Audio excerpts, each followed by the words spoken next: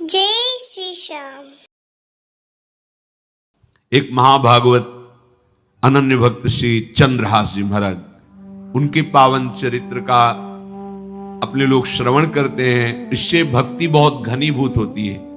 केरल देश में एक परम मेधावी सुधार्मिक नाम के राजा राज्य करते थे। धर्म पूर्वक चलना, प्रजा का पालन करना और भगवान नाम जप करना, शास्त्र विधि से बिल्कुल कभी प्रतिकूल एक भी आचरण जीवन में नहीं किया। तो उनके यहां महाभागवत चंद्रहास जी का प्रादुर्भाव होता है। भगवान के भक्तों का जिस कुल में प्रादुर्भाव होता है, वो कुल, वो ग्राम, वो नगर, वो देश परम पूजनीय हो जाता है। ये महाभाग्यशाली मूल नक्षत्र में प्रकट हुए। लौकिक में अमंगल माना जाता है और भाव में देखो तो मूल कौन है? नक्षत्र भगवान। ऊर्ध्वमूल मधा शाखा सत्वम प्राहुरव्ययम। सबके मूल कौन है? श्री भगवान। किस नक्षत्र में पैदा हुए? मूल में, भगवत स्वरूप। और लोक में माना जाता है कि मूलन में पैदा हुआ है लड़का, अमंगल है, कुछ नष्ट ही होगा, संसार बड़ा विचित्र है। जैसे बालक रोता है ऐसे उनकी आवाज में निकला कृष्ण कृष्ण। बड़ा आनंद हुआ सुधार्मिक राजा को कि हमारे कोई महाभागवत पधारा है, क्योंकि ये भजन करके पूर्व जन्म में ऐसी भागवती की स्थिति प्राप्त की कि अबोध अवस्था में ही श्रीमुख से कृष्ण नाम निकल रहा है। आनंद उत्सव मनाया जा रहा है। राजा है, राजकुमार प्रकट हुआ। और दूसरी बात, वो स्वयं भक्त हैं और भगवान का ऐसा भक्त जो जन्म लेते ही कृष्ण नाम उच्चारण किया। ये आनंद ज्यादा दिन टिका नहीं। रोज बधाइयां हो रही, आनंद उत्सव मनाए जा रहे। शत्रु पक्ष के राजाओं ने मिलकर कहा यही अवसर है, आक्रमण कर दिया जाए और केरलाधिपति का सब पूरा महल घेर करके कोई एक भी न बचने पावे। शत्रु पक्ष के राजाओं ने घेर लिया। आसपास से राजा और सैनिकों ने घेर लिया। अब वो असावधान थे, आनंद में पुत्र हुआ है, बधाइयां, कोई संभावना ही नहीं थी। गुप्त रूप से शत्रु पक्ष के राजाओं ने आक्रमण करके घेर लिया। अब राजाओं की कई सेनाएं और इनकी असावधानी पूर्वक आनंदमयी वृत्ति में कोई पहले से पता हो तो तैयारी करते, तत्काल आक्रमण को रोकने का प्रयास किया पर असफल रहे। इनके सैनिक भी मारे गए, राजा भी मारे गए, राजमहल को घेर लिया गया। कोई भी एक भी बच के न जाने पावे। तो राजमाता जिनसे चंद्रहास जी का प्रादुर्भाव हुआ था, उन्होंने धाय मां को कहा कि मेरे पुत्र को बचाने में तुम समर्थ हो, मेरे तो प्राण नहीं बचेंगे। अगर ये लोग नहीं मारते तो मैं अपने पति के शव के साथ सती हो जाऊंगी। पहले ऐसी धार्मिक निष्ठा माताओं बहनों में होती थी कि धाय मां ने विचार किया कैसे बचा सकती हूं, आसपास तो सब सैनिक घेरे हुए हैं।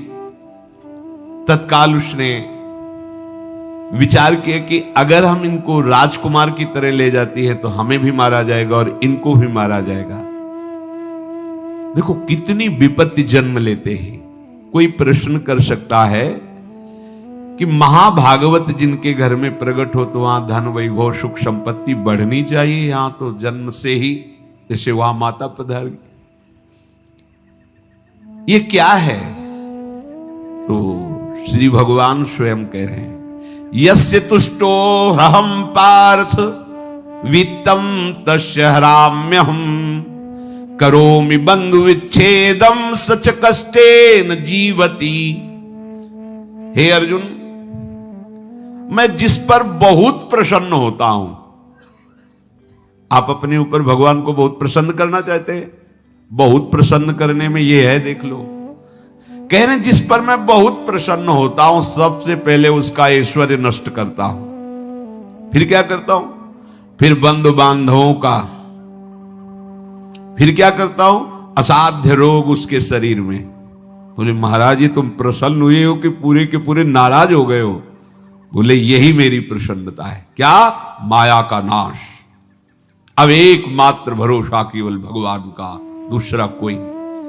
ये सबको पसंद नहीं आएगा। सब तो उस भगवान की भक्ति चाहते हैं कि अगरबत्ती धूप बत्ती तन मन धन सब तेरा, स्वामी क्या लागे मेरा। पर अंदर से कह रहे सब तन मन धन सब मेरा, क्या लागे तेरा। ऐसे तो चलेगी भक्ति। लेकिन कई बार सत्संग में पीछे धाम में कहा था कि भगवान को रिझाकर लोक मांगोगे तो चैन से रह लोगे, अगर उनसे प्यार करने की बात मन में ठानी कि बस मुझे केवल आपकी आंखों में आंखों को मिला करके जीवन व्यतीत करना है, मुझे और कुछ नहीं चाहिए, तो फिर लाडले आपको दुशरिहा का कोई आश्रय रहने नहीं देंगे। ध्यान रखना, जितने दुशरिहा होंगे तो ये बर्दाश्त हो तो कदम आगे बढ़ावे। बहुत प्रसन्न हो जाओ ठाकुर हम पे तो कह रहे यस्य तुष्टो ह्रहम पार्थ वित्तम तस्य हराम में हम करोमि बंधु विच्छेदम सच कष्टेन जीवती। जितनी श्वासें रहेंगी भयंकर कष्ट मैं उसको व्यतीत करने के लिए दूंगा। ये दंड नहीं है, ये पुरस्कार है। अनंत जन्मों का हिसाब बराबर करके कहीं इसकी वृत्ति मेरे से हट न जाए, ऐसे घेरे में डाल के अखंड चिंतन करवा के सजयति जयति जग उच्चर है। जाको करत श्याम सहाई प्रथम बरनो कृपा क्रम हो विषय मूल गवाई। कुल कुटुंब बल वित्त हीनो दीन के दुखदाई। आपने को करजु लीनो आप ही अपनाई। कह रहे हैं अब मैं वर्णन करता हूं श्याम सुंदर जिस पर कृपा करते हैं उस पर कैसा बर्ताव करते हैं। बोले सबसे पहले उसके विषय भोगों का नाश कर देते हैं, फिर दूसरी कृपा कोई परिवार का कोई मित्र कोई रिश्ते नातेदार उसकी तरफ देखेगा भी नहीं। फिर ऐसा दुख प्रदान करते हैं कि केवल एक भरोसा रह जाता है, एक भरोसो एक बल एक आस विश्वास, बस नाथ आपके सिवा हमारा कोई नहीं। बस वहीं से जो चमत्कार प्रकट होता है, त्रिभुवन में कोई उसकी समानता नहीं कर सकता जिस पर ठाकुर की कृपा है। पर इस कृपा को हजम करने के लिए इसीलिए संत संग किया जाता है कि पहले से वो तैयार कर देते हैं। जैसे आर्मी की ट्रेनिंग होती है ना, ट्रेनिंग के बाद भी बॉर्डर में लगाया जाता है, ऐसे ही संतजन ये ट्रेनिंग देते हैं। अब जो टिके तो टिके, नहीं तो घर बैठे जाके। अगर टिक गया तो गुरु मेहरबान तो चेला पहलवान, भगवान भी परास्त नहीं कर सकते। उसमें ऐसी सामर्थ्य आ जाती है कि हर प्रभु के द्वारा दिए गए विधान को हंस करके स्वीकार कर लेता है। और ऐसा नहीं कि उसको कष्ट होता है, ये लोक भाषा में भगवान कह रहे हैं सच कष्टेन जीविता। नहीं तो जिस चिदानंद में वो सुख भोगता है वो ब्रह्मा को भी नहीं प्राप्त है जो भक्त को प्राप्त होता है। भक्त का वैभव दिव्य होता है, चिदानंदमय होता है। ये तो पापियों के पास भी वैभव है, रुपया पैसा कुटुंब परिवार। भगवान के दास के पास जो वैभव होता है वो अचिंत्य है, तुम चिंतन भी नहीं कर सकते, ऐसा वैभव होता है।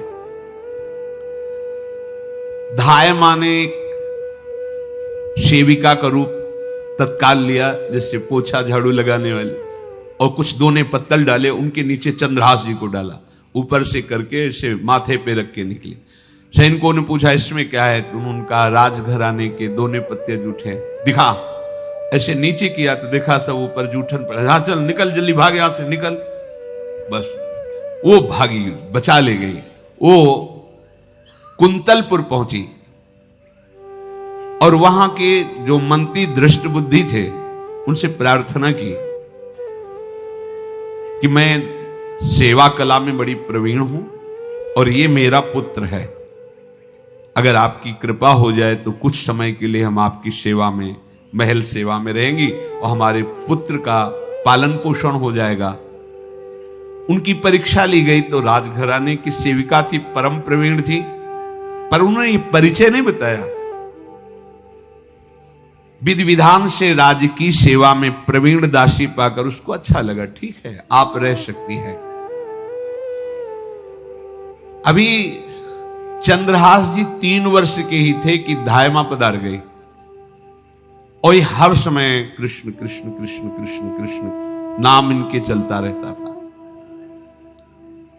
अब जो उनका दुलार करने वाली थी धायमा, वो भी पधार गई तो कौन उनकी तरफ देखे। पर बहुत ही गौर वर्ण, बड़े ही सुंदर। अब वो गलियों में भटकने, निकाल दिया महल से जब धाय माँ मर गई, क्योंकि धाय माँ की सेवा कारण उनको रखा गया था। 3 वर्ष के बालक गलियों में, तो कोई भी माँ देखती उनको तो कोई उनको वस्त्र पहना देती, कोई भोजन करा देती। ऐसे ही भगवान के भक्तों की बड़ी विचित्र लीला होती है। यहां चंद्रहास जी को जो भी माता बहन देखती कुंतलपुर के गलियों में, तो कोई वस्त्र, कोई स्नान करवा देती, कोई काजल लगाती, कोई भोजन पवा देती। परमहंसों जैसा जीवन कट रहा है। कृष्ण कृष्ण कृष्ण कृष्ण। 14 भुवनों में जिनकी अव्याहत गति है, जो सबको देखते रहते हैं, श्री देवर्षि नारद जी। ये कृष्ण कृष्ण बोलता है बालक, और इसका हरि के सिवा कोई नहीं। तो एक दिन एकांत में बैठे हुए थे बालक चंद्रहास जी, नारद जी पधारे हैं, भाई जी से मिले हैं। स्वप्न में कितने महापुरुष मिलते हैं जो भजन ठीक से करते हैं। ये बड़े बड़े महापुरुष आकर के उपदेश करते हैं। ये त्रिकाल सत्य हैं, कोई ऐसा नहीं है कि ये कहानी है, हैं अभी हैं। जहां आप भगवत चिंतन करेंगे तो आपको परिचय बड़े बड़े महापुरुषों का मिलने लगेगा। नारद जी आए तो देखा आंख बंद की हुई चंद्रहास जी कृष्ण कृष्ण कृष्ण कृष्ण कृष्ण ऐसा उच्चारण कर रहे। त्रिकालज्ञ सर्वज्ञ नारद जी ने देखा कि ओहो, इतना छोटा बालक और कृष्ण कृष्ण बोल रहा है। नारद जी ने स्पर्श किया दुलार करते हुए, सुनो आंख खोलो। आंख खोल के देखा श्री देवर्षि नारद जी। नारद जी ने कहा, देखो हम तुमको एक अमोघ वस्तु देते हैं, और एक छोटी सी शालिग्राम की, इतनी बड़ी शालिग्राम का जो वो दिया। बोले धो के पी लेना और दिखा के पा लेना, यही तुम्हारी सेवा पद्धति है। अर्थात स्नान करा दिया और जो तुम्हें मिले इनको अर्पित। तो उन्होंने विचार किया कि धोने के लिए, स्नान कराने के लिए पात्र चाहिए, भोग लगाने के लिए पात्र चाहिए। तो जैसे कोई पान की बीड़ी नहीं, तो ऐसे कपोल में शालिग्राम को रखे रहते, कोई पात्र ही नहीं, कोई सिंहासन ही नहीं। यही धुल गए, चरणामृत अंदर जा रहा, जब पाएंगे तो यही पा लेंगे, साइड में ऐसे करके फिर निकाल के धो। यहां कपोल में रखते छोटे से शालिग्राम चंद्रहास जी, और उपदेश किया भगवान के मंत्र का। जब कोई भगवत प्राप्ति के लिए चलता है तो भगवान ही गुरु रूप से प्राप्त होते हैं, वहां तक तुम्हें पहुंचा देते हैं या उन महापुरुष को आपसे मिला देते हैं। जब कोई भगवत प्राप्ति के लिए जहां चलता है तो ये भगवान अपनी तरफ से कृपा करते हैं। ये दृष्ट बुद्धि के जो महल में धाय माँ ने इनका आश्रय स्वीकार करवाया था, उसके एक पुत्र थे मदन जी, वो बड़े भागवत थे। और एक पुत्री थी जिसका नाम था विषया, वो बड़ी सुंदर थी, अभी छोटी अवस्था की ही थी। मदन जी का स्वभाव था भक्तों को भोजन पवाना। जो भगवत भाव के जन होते हैं उनके हृदय में ऐसा उत्साह होता रहता है कि जो वैष्णव हैं, संत जन हैं, इनको भोजन पवाने का मतलब श्री भगवान को भोजन पवाना। भक्तमाल में भी वर्णन है कि जैसे गर्भवती मां को आप कुछ भी पवाओ तो बालक की पुष्टता अपने आप होती है, ऐसे संतों के हृदय में भगवान विराजमान प्रगट रूप से हैं। जब हम संतों को भगवत भाव से भोग पवाते हैं तो साक्षात भगवान ही पाते हैं। वो मदन थे भगवत भाव के, तो उन्होंने बुलाया बड़े बड़े भक्तों को और ब्राह्मणों को। जब ब्राह्मण और भक्त पा रहे थे तो खेलते खेलते चंद्रहास जी भी वहीं चले गए और उन्होंने भी वहां प्रसाद पाया। अब बड़े बड़े ब्राह्मणों में एक ज्योतिषाचार्य थे। दृष्ट बुद्धि जी ने हाथ जोड़कर प्रणाम किया और अपने परिवार को प्रणाम करवाया और कहा, यह हमारी पुत्री है। दृष्ट बुद्धि जी ने कहा, आप इसका हाथ देकर बताइए, इसको वर कैसा मिलेगा, कैसा ऐश्वर्य होगा। दृष्ट बुद्धि मतलब दुष्ट बुद्धि, ऐसा ही था वो। पर बड़ा विचित्र खेल है। इसकी बुद्धि एकदम विपरीत, और पुत्र महाभागवत भगवान का खेल है। वो भक्ति विरुद्ध और पुत्र भागवत। उन्होंने कहा वर, ऐसे दृष्टि डाली चंद्रहास जी वहीं पार, वो है इसका वर। वो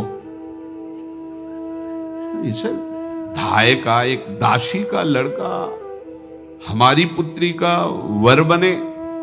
बोले शायद आपने ध्यानपूर्वक रेखा नहीं देखी, वो हम देख लिए हैं, यही है तुम्हारी पुत्री का वर।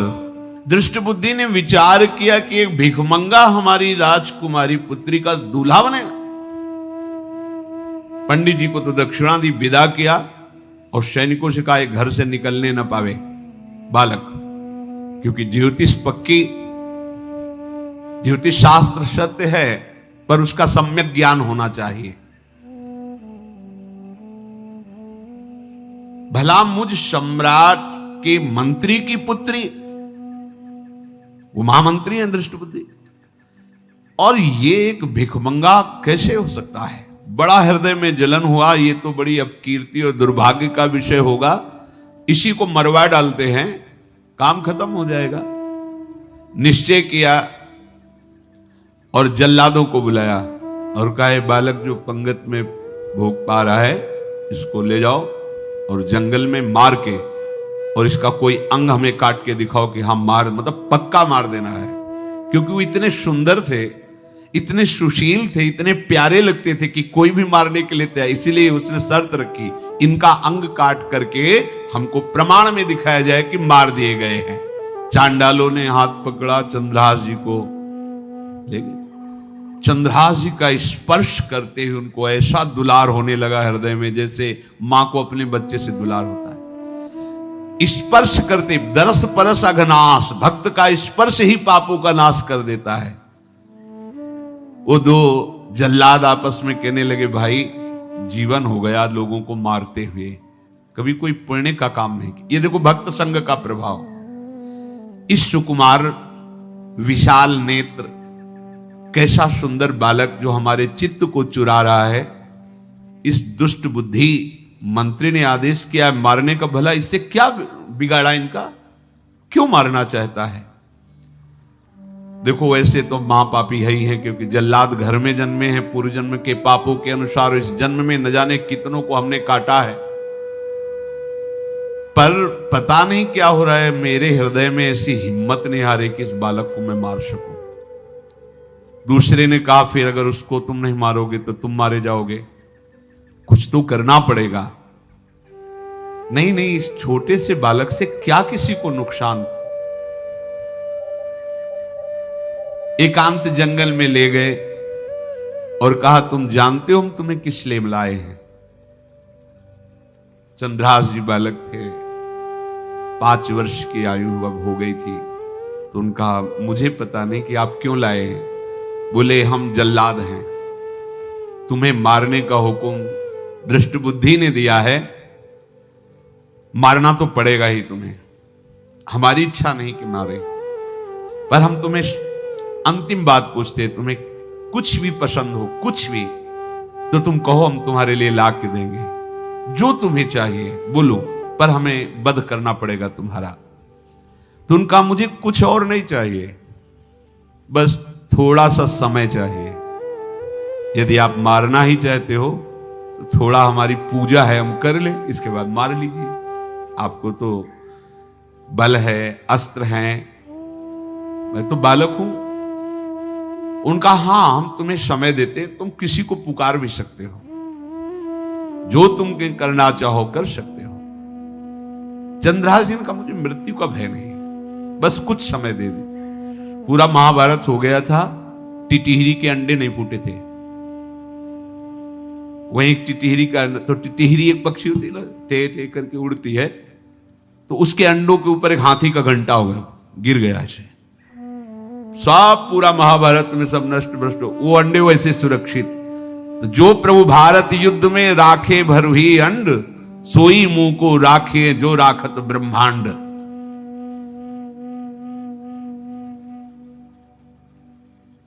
मैं तो अनाथ हूं, श्री कृष्ण के सिवा कोई मेरा है नहीं, मैं किसको पुकारूं?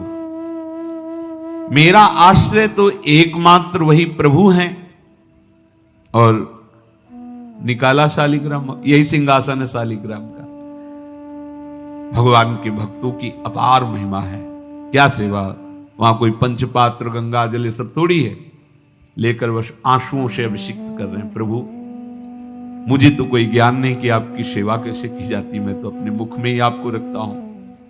अब मेरे जीवन का अंत होने जा रहा है, बस मैं यही प्रार्थना करता हूं कि मैं आपके ही समीप पहुंचूं, आपका ही स्मरण करूं, आपसे कभी विलग न हूं, एक भी वृत्ति आपसे कभी विलग न जाए। श्याम सुंदर मुरली मनोहर ललित त्रिभंगी ध्यान करते हुए आंख खोली और इशारा किया, काट दो मुझे। जल्लादों ने जब देखा आंसू चल रहे हैं ऐसा, वो बैठ गए अस्त्र रख के और कहने लगे, भाई तुम मुझे मार दो, भले वो दृष्ट बुद्धि मुझे, मैं इस बालक को नहीं मार पाऊंगा, मेरी हिम्मत नहीं। अब कुछ भी हो, मेरा वध हो जाए, पर मैं इस बालक को, गिरे मुरझाई दया आई कछु भाए भरे, ढरे प्रभु और मति आनंद शोभिनी है, हुती छठी आंगुरी सो काट लई दूषण हो, भूषण ही भयो जाई कहीं सांच चीनी है। जब नेत्र का इशारा हुआ कि वध कर दो, तो जो बधिक मारने के लिए आए हत्यारे थे वो आनंद से एकदम प्रफुल्लित हुए और कहा, मैं नहीं मार पाऊंगा तुम्हें। तो एक ने कहा, देखो एक उपाय मुझे दिखाई दे रहा है, इस बालक में विशेषता तो है ही, पर इसके पैरों में देखो, बाएं पैर में एक छठी अंगुली भी है, किसी किसी को होती है। गांव में तो कहते छंगू या छंगा, जिससे होता है ना गांव में, और ये छंगा मतलब 6 अंगुली के। बोले इसको अगर काट लेते हैं तो प्रमाण भी सत्य, जिसकी कसम खवाएगा मैं खा लूंगा कि ये चंद्रहास जी के है, और मैं मार दिया। और कौन इस बालक को ढूंढेगा, जंगल में छोड़ देते हैं, अपनी तो सामर्थ्य नहीं। बधिकों ने, जल्लादों ने ऐसा ही किया और जाकर अंगुली दिखा दी, मैं बालक का वध करके आ गया हूं। उनको यह कि लाखों बार इन्होंने वध किया, तो संशय का कोई रिश्तेदार थोड़ी है, वो तो बालक है, उसको मारने में क्या। हाँ ठीक है, मार दिया गया।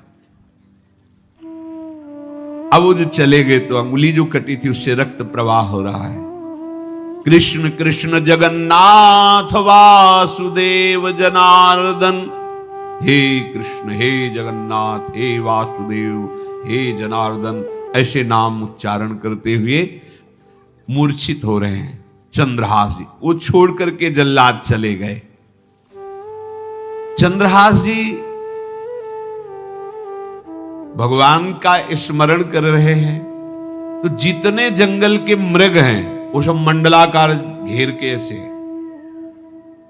एक हुमा नाम का पंछी होता है, अगर उसके पंखे की छाया पड़ जाए तो चक्रवर्ती सम्राट का वैभव प्राप्त होता है।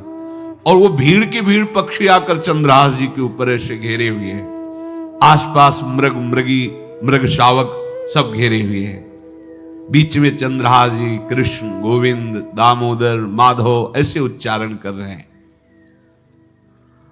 जो भगवान के चिंतन में मगन रहना अपना स्वभाव बना लेता है, तो देखो ऐसे हत्यारों के हृदय में भी दया गई, क्योंकि दया समुद्र भगवान का स्मरण जो करते हैं उनमें ऐसी महामहिम दिव्यता आ जाती है। कोई भी कितना भी निर्दयी हो, अंदर से वो भले जल रहा है द्वेष के कारण, पर कहीं ना कहीं ये द्वेष आंतरिक राग का सूचक हो। वो भी भक्त को प्यार करता है, पर भक्ति ना होने के कारण वही उसका राग द्वेष में बदल जाता है। कोई भी हो, अंदर से जब भक्त के प्रति जलन पैदा करता है तो उसमें मूल होता है भक्त की महिमा, भक्त का महत्व, पर उसे ना प्राप्त, जैसे कहते हैं कि वो अंगूर खट्टे हैं और हट नहीं प्राप्त कर पाए तो अंगूर खट्टे हैं। बकाया महत्व सब के अंदर होता है। दुष्ट से भी दुष्ट के अंदर भगवान के भक्तों का महत्व होता है, क्योंकि सबके हृदय में भगवान विराजमान है। अब चंद्रहास जी भगवत स्मरण करते हुए पक्षियों के और मृग आदि के बीच में है, उधर भगवान का एक विधान तैयार होता है। वह देश भूमि में रहत लघु भूप और सुख सब एक सुत चाह भारी है। कुंतलपुर के ही अधीन एक चंदनवती नाम की राज्य नगरी थी। वहां के राजा थे, उनके पुत्र नहीं हो रहा था, तो कुंतलपुर सम्राट पद, चंदनवती राज्य राजा, जैसे प्रदेश और दिल्ली में बैठे हुए जो प्रधानमंत्री राष्ट्रपति वो बादशाह, जो दिल्ली का अधिकार वो बादशाह, और ऐसे छोटे छोटे जो राज्य हैं उनको राजा। तो ये चंदनवती के राजा कर दिया करते थे, प्रत्येक राजा को कर देना होता था, बादशाह को। इनके पुत्र था नहीं, और कर देने के लिए कुंतलपुर ही जा रहे थे, तो रास्ते में देखा कि बहुत से मृग और पंछी ये घेरे हुए क्या है, तो एक कौतूहल सा कि क्या है बीच में, आसपास मंडलाकार मृग, फिर वो विहंग पक्षी जो भगवान के आश्रित है, भगवान कैसी व्यवस्था करते हैं।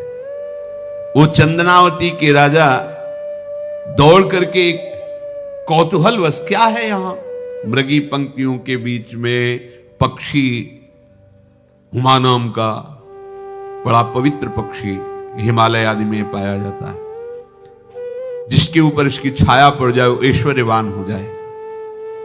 देखा बालक दिव्य तेजों में, और मूर्छावस्था में नजदीक गए तो अंगुली पूरी कटी हुई थी, तो रक्त प्रवाह, गोद में उठाया और आनंदित हो गए, हमारी पुत्रेष्टि यज्ञ सफल हुई, हमारा दान पुण्य सफल हुआ, ऐसा हमें सुंदर बालक मिला। चंद्रहास जी को लेकर के घर आए और हृदय में भगवान का बार बार कृपा प्रसाद मना रहे हैं, मुझे भगवान ने पुत्र दिया। चंद्रहास जी को लेकर आए, आनंद मंगल बधाइयां बजने लगी, बहुत सी संपत्ति न्यौछावर कर दी। 5 वर्ष के चंद्रहास जी हैं। पूछा बेटा तुम्हारे माता पिता कौन है? कहा श्री कृष्ण। परिवार में कौन है? श्री कृष्ण। मतलब तुम्हारा कोई नहीं है? नहीं है श्री कृष्ण। समझ गए कि भगवान ही हमें कृपा करके ऐसे महाभागवत पुत्र को दिया। और है कौन? वास्तविक कोई नहीं श्री कृष्ण के सिवा। बड़ा उत्सव मनाया और अपने राज सिंहासन का अग्रिम अधिकारी युवराज पद चंद्रहास जी को। अब तो पूरे राज्य में आनंद की वर्षा हो रही। राजा मन में विचार कर रहे हैं कि ऐसा प्रतापी भक्त हमारे यहां आया है, अब हमको किसी को कर देने की जरूरत नहीं। तो जो हर महीने वर्ष में जो बंधा हुआ कर था उन्होंने नहीं दिया। 1 बार 2 बार 3 बार जब कर नहीं पहुंचा तो सम्राट ने आदेश किया मंत्री को कि चंदनावती से कराना बंद हो गया है। क्या बात है? यदि वो अहंकार से युक्त हो तो आक्रमण करके नष्ट करो, यदि समस्या है तो उसका सहयोग करो। बादशाह के आदेश से वहां दृष्ट बुद्धि पहुंचे तो युवराज पद पर चंद्रहास जी विराज, जिनको मारने के लिए जल्लादों के हाथ में दे दिया था। पूरे पूर्वासी ऐसा प्रभाव चंद्रहास जी का है कि सब कृष्ण भजन करते हैं, सब आनंद में मगन रहते हैं। चंद्रहास जी थोड़ा सयाने हो गए थे तो पूर्ववासियों को उपदेश देते, एक बार हमारे राज्य में भोजन पाया जाएगा 24 घंटे में, और सबके घरों से आरती की शंखनाद घंटानाद सुनाई देना चाहिए। सबके यहां शाम के रोज नाम कीर्तन और भगवत कथा होनी चाहिए, क्योंकि आयुष्यम चपलम तादृक जल बुद्बुद सन्निभम चिंतयध्वम जनामूढ़ा माधवम वर्षम सुस्थिरम। भाइयों, ये आयु बड़ी चंचल है, कब शरीर छूट जाए पता नहीं, पानी का बुलबुला कब फूट जाए कोई पता नहीं। इसलिए माधव श्री कृष्ण का नाम कीर्तन, उनकी आरती पूजा, उनका ध्यान और एक टाइम भोजन पूरे नगर में। अब सोचो कितना भक्ति का प्रभाव होता है। पूरा नगर में, हर घर में आरती पूजा कीर्तन। चक्रवर्ती सम्राट के लक्षण स्वाभाविक चंद्रहास जी में प्रकट होते थे। अब दृष्ट बुद्धि जब वहां गया, देखा युवराज पद पर, पहचाना कि वही बालक है, ये तो चंद्रहास है, क्योंकि काफी समय तो महल में ही रहे थे धाय मां के साथ और अच्छे से पहचान थी। अब उन्होंने विचार किया कि ये तो बहुत अनिष्ट हो गया, हमने तो मारना निश्चित किया था और जल्लादों ने इसको छोड़ दिया और अब तो ये राजा का राजकुमार बन गया। तो राजा से कहा कि पहली बात, युवराज पद पर बैठालने के पहले तुम्हें सम्राट को सूचना देनी चाहिए थी। दूसरी बात, अभी तक तुमने कर नहीं दिया। जानते हो कि अगर सम्राट का भाव बदल गया तो एक क्षण में तुम्हारे राज्य को नष्ट कर दिया जाएगा। तो राजा ने हाथ जोड़कर, चंद्रावती के राजा ने कहा, महाराज आप ही अब हमारी रक्षा कर सकते हो। तो उसकी दृष्टि चंद्रहास पर थी, इसको मरवाना है, क्योंकि पंडित ने बताया था यही पति बनेगा।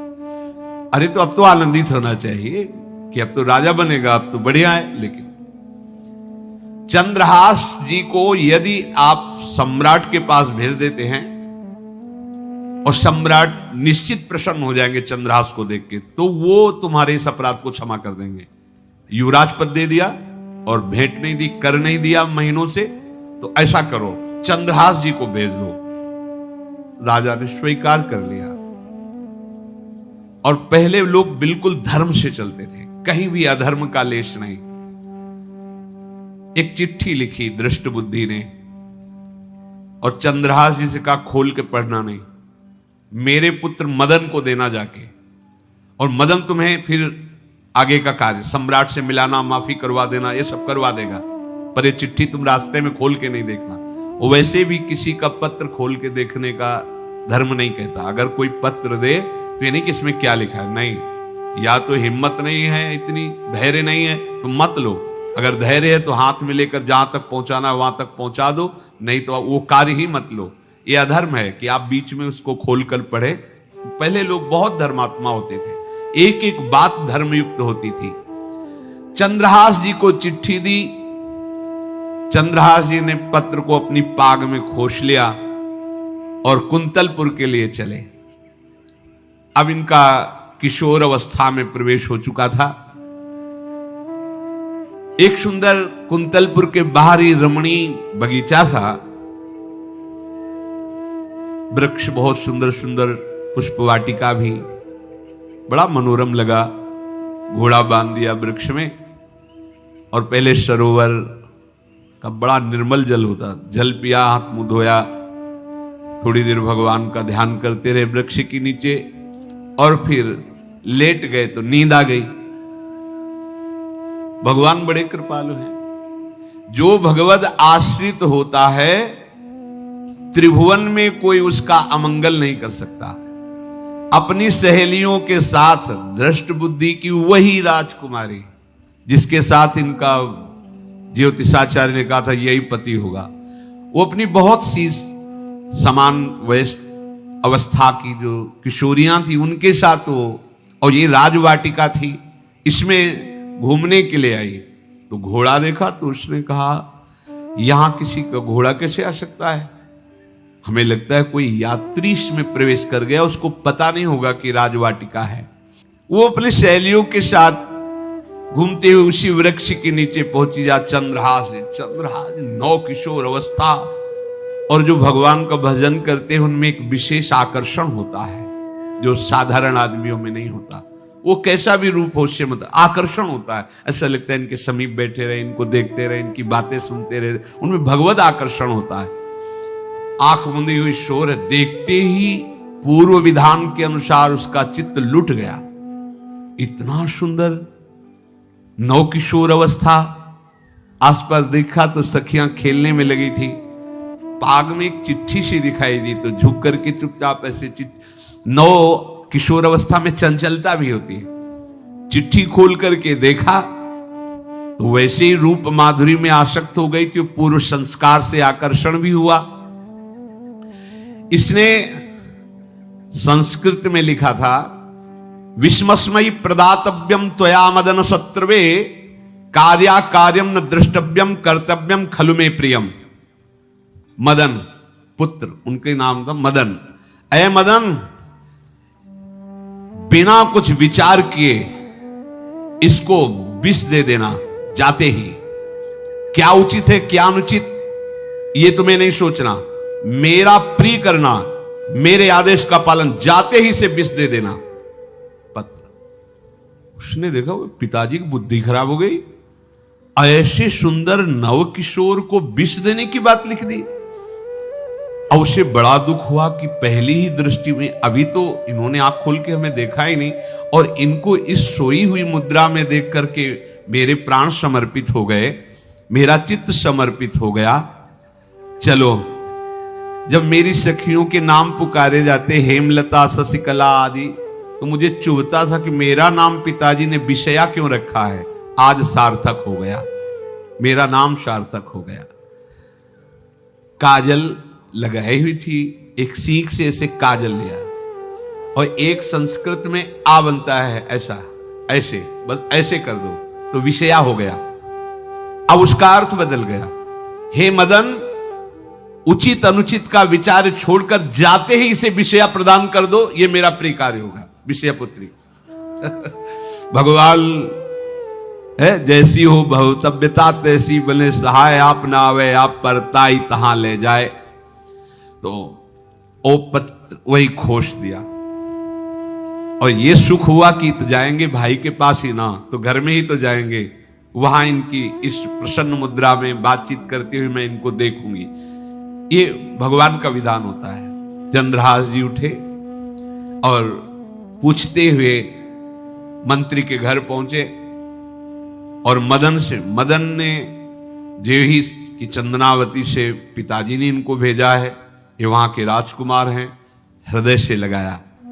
चंद्रहास जी ने कहा, आपके पिता ने पत्र दिया है।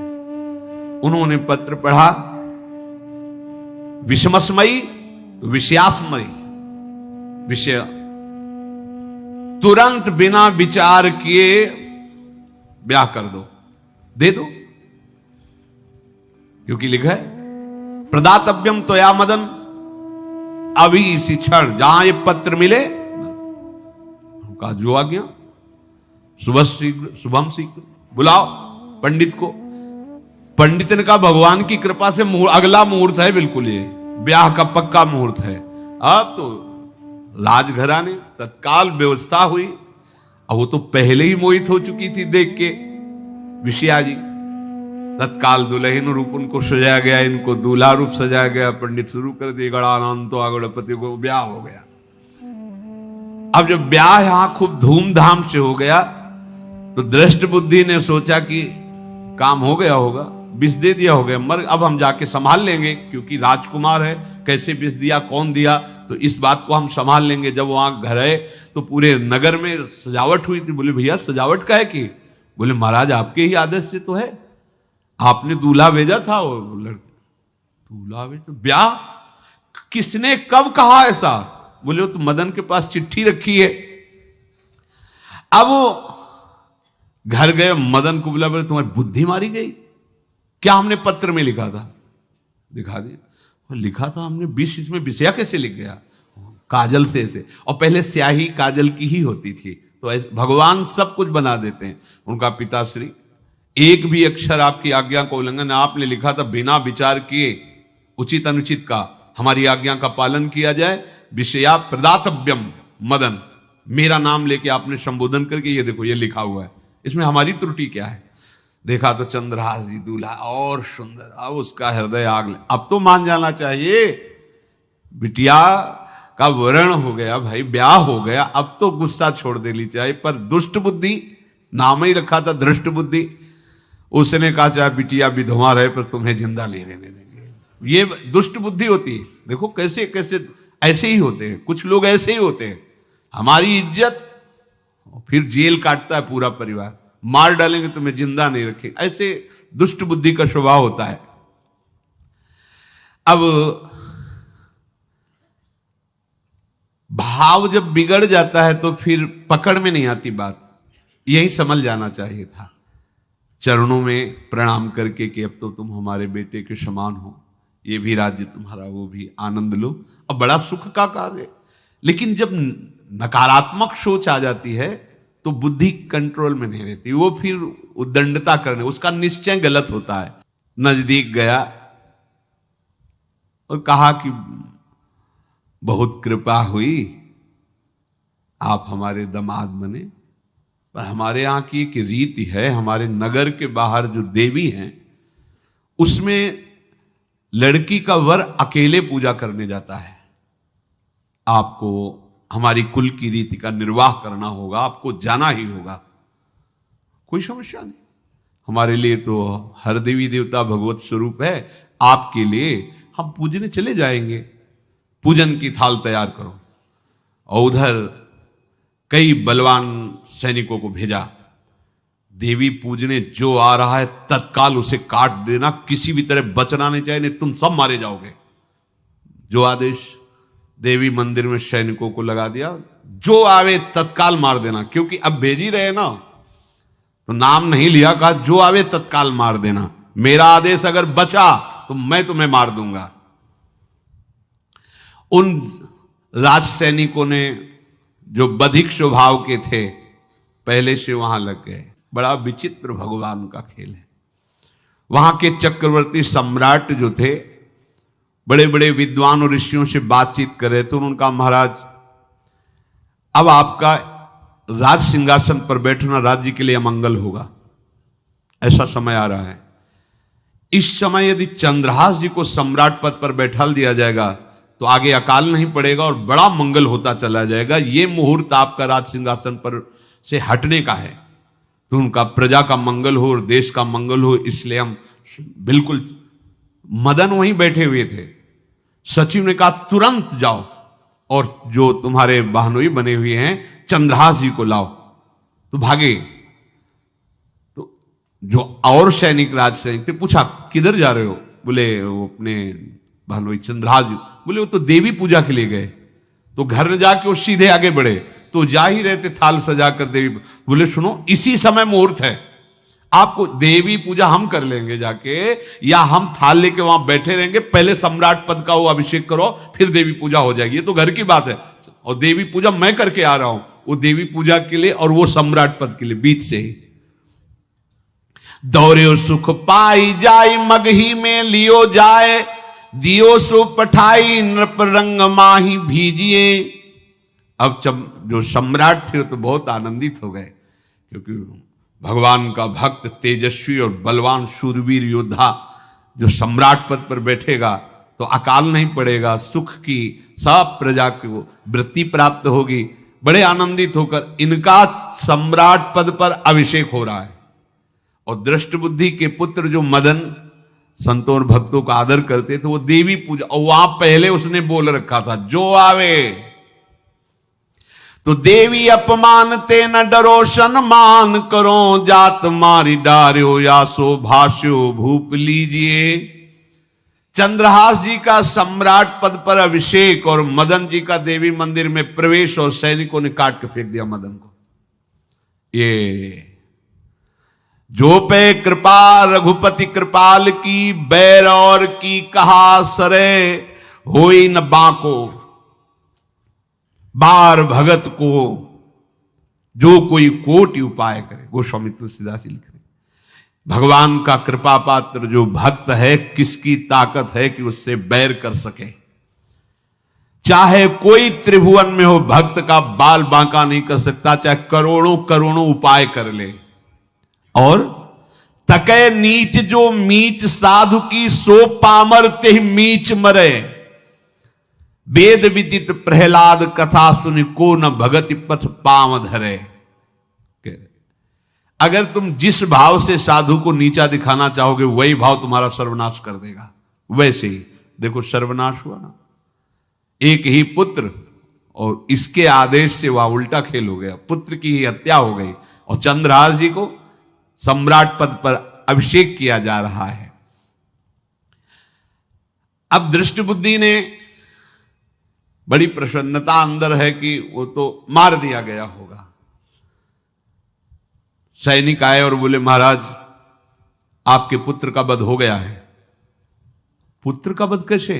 बोले आपने कहा था जो आए उसे मार देना, तो आपका पुत्र ही थाल लेकर पूजन, वो तो चंद्रहास, बोले उनका तो अभिषेक हो गया सम्राट पद पे। ये कैसे हो गया? अब अंदर भारी दुख उनके हृदय में। उन्होंने बताया कि तुम्हारे पुत्र को तो हम लोगों ने ही काट डाला आपके आदेश के अनुसार, आपने कहा था जो जाए उसे काट। अब तो छाती पीट पीट के, माथा फोड़ फोड़ के खूब रो रहा है। किसी का कोई भी बस नहीं चल सकता भगवान के भक्त के ऊपर। तंत्र मंत्र दुनिया का जितना भी सामर्थ्य है, ये भक्ति को ऐसे खिलवाड़ नहीं है। अब वो बार बार मैं कितना भागी, हाय मैं कितना भागी, अपने पुत्र को ही मरवा दिया, ये हाहाकार करके रो रहा है। चंद्रहास जी ने जब सुना तो उन्होंने कहा अरे मृत्यु तो मेरी निश्चित थी, फिर मदन भैया को वो मेरी मृत्यु प्राप्त हुई। नहीं नहीं, ऐसा नहीं हो सकता, मैं अभी जाता हूं। वहां गए, देखिए सब कटे, अंगों को रखा, भगवान का ध्यान करते स्मरण करते से हाथ फेरा, उठ के बैठ गए। अब ये घटना तो उनको पता नहीं थी, दृष्ट बुद्धि को उन्होंने खोपड़ी फोड़ करके अपनी हत्या कर ली। उनको जिला के आए तो फिर उनको जिलाया और कहा पिताजी अब कृष्ण कृष्ण जपो। अब उनकी बुद्धि शुद्ध हुई और भगवान का आश्रय लेकर के वो अपने जीवन को भगवत भक्ति में बनाए। तो जो भगवान का भक्त है उससे द्रोह करने वाले को भी परम मंगल ही देते हैं भक्त। पर भक्ति में अनन्यता की आवश्यकता है। प्रारंभ इहलोक परलोक के सारे सुखों को भगवान के चरणों में समर्पित करके किसी व्यक्ति वस्तु स्थान का आश्रय नहीं होना चाहिए। जय श्री श्याम।